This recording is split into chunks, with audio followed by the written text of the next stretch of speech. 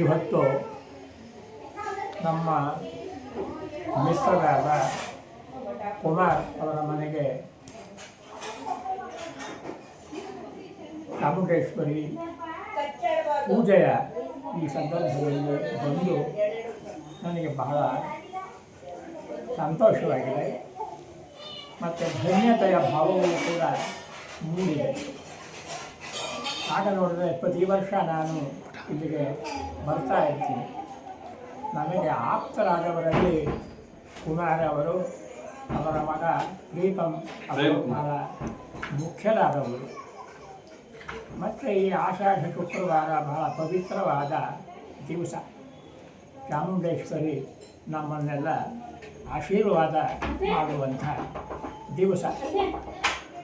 ಇದು ನಮ್ಮ ದೇಶದಲ್ಲೆಲ್ಲ ನಡೀತಕ್ಕಂಥ ಒಂದು ಪ್ರಕ್ರಿಯೆ.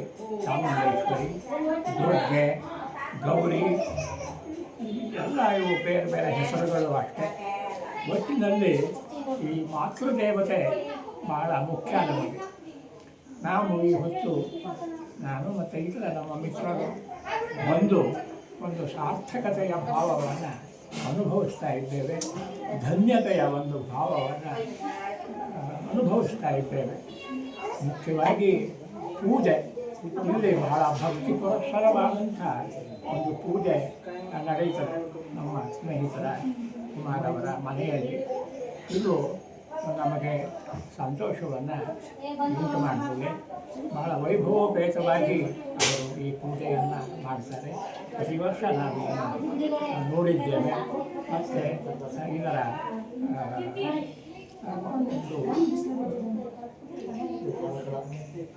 ಭಾವವನ್ನು, ಭಕ್ತಿ ಭಾವವನ್ನು ಅನುಭವಿಸಿದ್ದೇವೆ.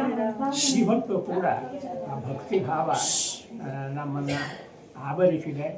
ಶ್ರೀ ಚಾಮುಂಡೇಶ್ವರಿ ನಮ್ಮೆಲ್ಲರಿಗೂ ಕೃಪೆ ಮಾಡಲಿ, ನಮ್ಮೆಲ್ಲರನ್ನು ಆಶೀರ್ವದಿಸಲಿ, ನಾವು ಆಯುರಾರೋಗ್ಯ ಭಾಗ್ಯವನ್ನು ಪಡೆದು ಬದುಕುವಂತೆ ಆಶೀರ್ವದಿಸಲಿ ಎಂಬುದಾಗಿ ಈ ಸಂದರ್ಭದಲ್ಲಿ ನಾನು ಹಾರೈಸ್ತೇನೆ. ಮತ್ತು ಇನ್ನೇನು ವಿಶೇಷವಾದ್ದು ಹೇಳುವಂಥದ್ದು ಇಲ್ಲ. ಇದು ಇಡೀ ರಾಜ್ಯದಲ್ಲಿ, ದೇಶದಲ್ಲಿ ನಡೀತಾ ಇರುವಂಥ ಒಂದು ಪ್ರಕ್ರಿಯೆ, ಪೂಜಾ ಪ್ರಕ್ರಿಯೆ.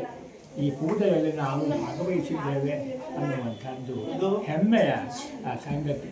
ಆದ್ದರಿಂದ ಹೆಮ್ಮೆಯಿಂದ, ಸಂತೋಷದಿಂದ, ಭಕ್ತಿಭಾವದಿಂದ ನಾನು ಈ ಸಂದರ್ಭದಲ್ಲಿ ಕುಮಾರವರ ಮನೆಯ ಆತಿಥ್ಯವನ್ನು ಕೂಡ ಸ್ವೀಕರಿಸ್ತಾ ಇದ್ದೇನೆ. ಇದು ಬಹಳ ವಿಶೇಷವಾದಂಥ ಒಂದು ದಿನ. ಈ ವಿಶೇಷವಾದ ದಿನದಲ್ಲಿ, ಈ ವಿಶೇಷ ಪೂಜೆಯ ದಿನದಲ್ಲಿ ನಾವೆಲ್ಲ ಒಟ್ಟಾಗಿ ಸೇರಿದ್ದೇವೆ. ಮತ್ತು ನಮ್ಮಲ್ಲಿ ಒಗ್ಗಟ್ಟನ್ನು, ಐಕ್ಯವನ್ನು ಮೂಡಿಸುವಂಥ ಒಂದು ಸಂದರ್ಭ ಕೂಡ ಹೌದು. ನಾವೆಲ್ಲ ಒಂದು ಅನ್ನುವಂಥ ಭಾವವನ್ನು ನಾವು ಅನುಭವಿಸ್ತಾ ಇದ್ದೇವೆ. ಬೇರೆ ಸಂದರ್ಭಗಳಲ್ಲಿ ನಾವು ಬೇರೆ ಬೇರೆಯಾಗಿರಬಹುದು, ಆದರೆ ಇಂಥ ಸಂದರ್ಭಗಳಲ್ಲಿ ಇಡೀ ಸಮಾಜ ಒಟ್ಟಾಗ್ತದೆ.